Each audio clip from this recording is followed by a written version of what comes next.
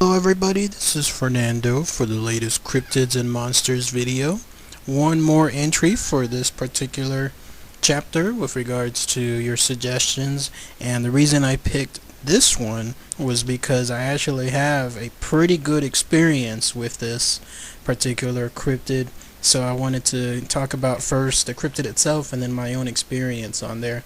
The cryptid I experienced may not have been exactly like this one, but in my opinion it was pretty damn close. Now the cryptid that I'll illustrate in this particular video is known as the death crawler, which you'll see a picture of here. An ugly looking thing, little actually being a kind of ironic word, because the reason why this cryptid is popular is because of the fact that it's a centipede, but it's a centipede that, according to legend, is many times larger than your average centipede itself. And this is apparently a cryptid that's found in South America. You would have to roam deep into the forests of South America to find it, and the particular whereabouts of this cryptid still are a little bit mysterious on there.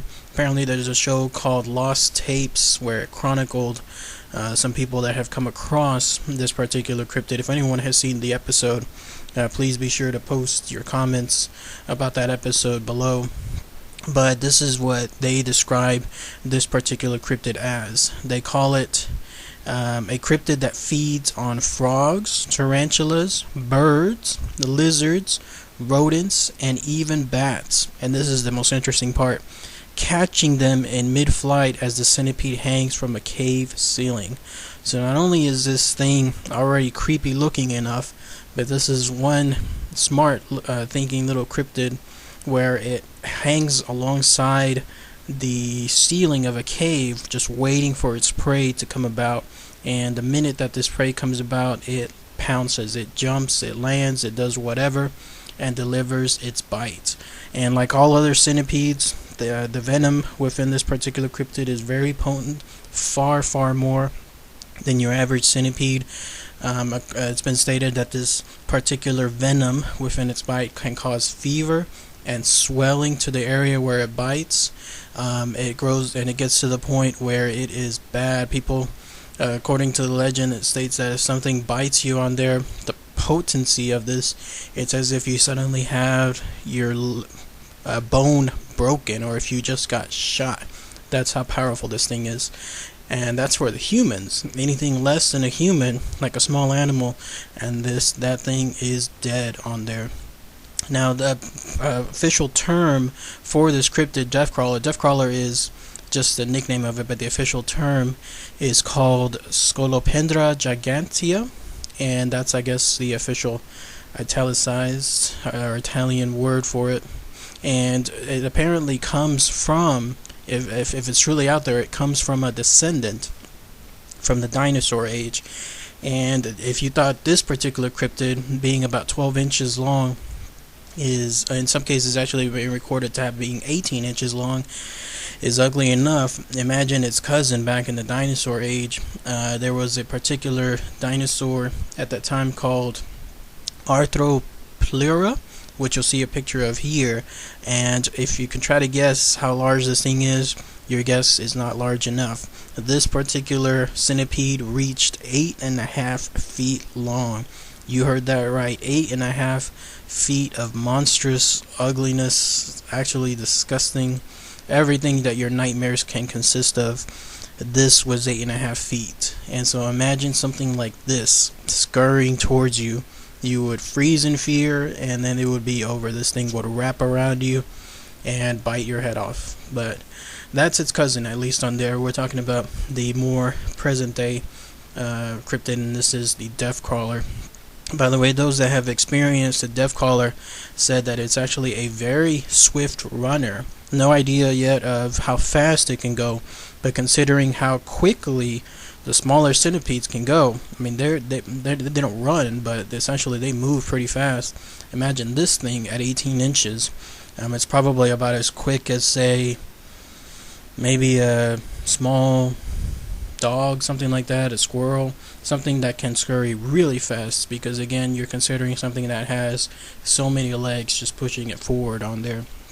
So with this particular cryptid, it's also a very highly adept climber. No kidding with regards to that, because with all those legs on there, there's not a single surface on this planet that it cannot hang off of. And all those legs just mean the ability for it to just hang indefinitely, waiting just for that prey to come down on there.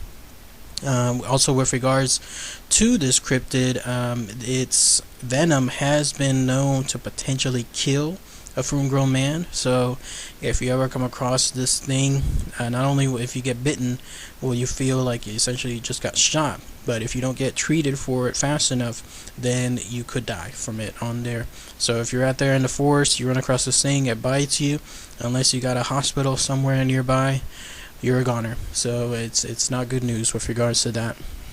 Not much else really with regards to this cryptid and other stories on there. Apparently the only experience that I've in my research that I came across was from the lost tapes. There's 4 people apparently that have died from this particular cryptid. 2 Latin American men who back in 1999 discovered this creature, and then 2 entomologists who were apparently trying to escape the area that this cryptid was found. And as they tried to escape, they came across other particular death crawlers. So it was a losing battle essentially at that point, but not much else with regards to that.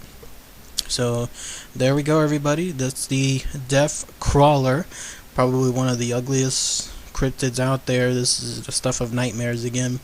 And now with regards to my own particular tale, I think I came across a death crawler junior of some sorts. It may not have been 12 inches, but it sure did look like it. And I'll explain what it is. About maybe 3 years or so ago, when I first moved to my apartment here in Austin, I moved in here, I got everything ready to go, I unpacked, placed everything as is, and then I went to my office. My cat, who you've heard from so many other videos. By the way, for those of you that sometimes say, what's that sound, what's that noise in the background, that's my cat. She loves attention, and anytime I'm away from her, she essentially meows to try to get attention on there. So if you hear that, that's her. But anyways, me and her were in the office, and I was in my computer. There was no music, no sound, no air conditioning, nothing, so it was quiet, in other words. And then all of a sudden we heard this weird sound, something crawling on the floor, a very fast motion tick tick tick of sorts. And when we both turned, I remember, in unison to look in the direction, and I saw what I believe to be one of the largest centipedes I have ever seen. Oh my god, this thing was a full adult centipede. It must have been 6, 7, 8 inches, something like that. And my cat, being curious little thing that it is, it immediately jumped down to try to inspect what this thing was. And myself, knowing the full potency of these centipedes, I immediately yelled at my cat to get away, because one bite from any centipede, and a cat being as small as she is, then that's it, she's history. At that point, I yelled at her to go away, and not knowing, essentially, I saw the centipede, and I saw it poking its head, moving it around, I guess trying to also inspect the cat that was inspecting it. So I ran up towards it, and I grabbed the nearest thing nearby, which was actually a bookshelf, where I had some books, some business books, those large textbooks that were from my university.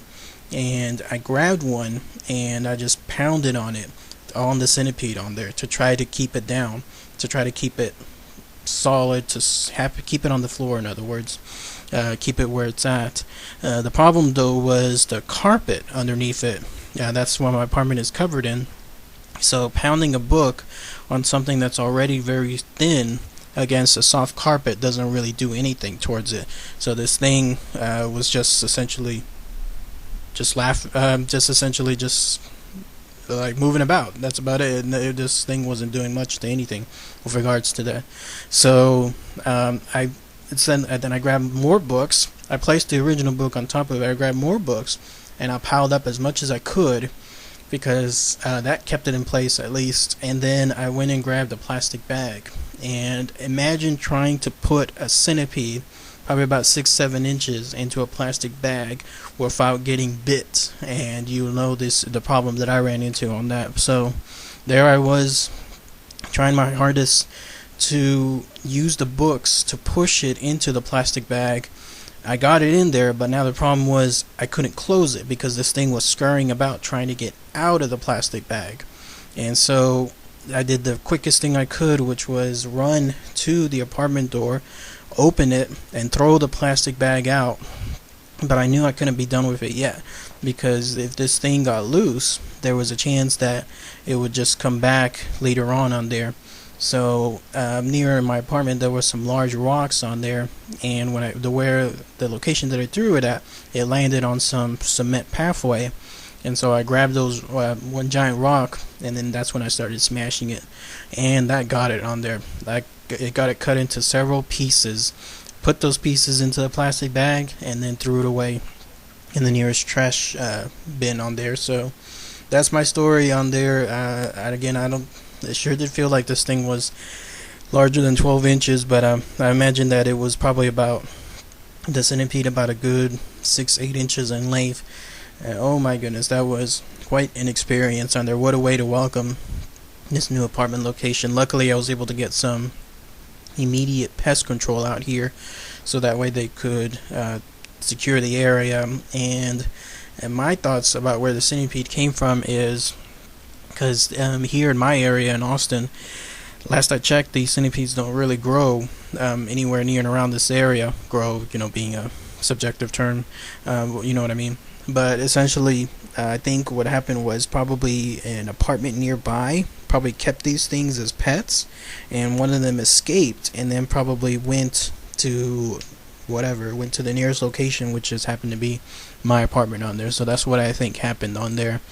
But man, that was quite an experience, and it came so close actually to biting my cat. So I'm glad that my cat was not bitten and I was able to get it away from it. But anyways, that's the reason why I picked this particular cryptid, the death crawler, because I've certainly had an experience with something like that. So if anyone knows anything else related to the death crawler, any other similar experience, post, share your comments below. So as always, thank you everybody. Take care. Bye.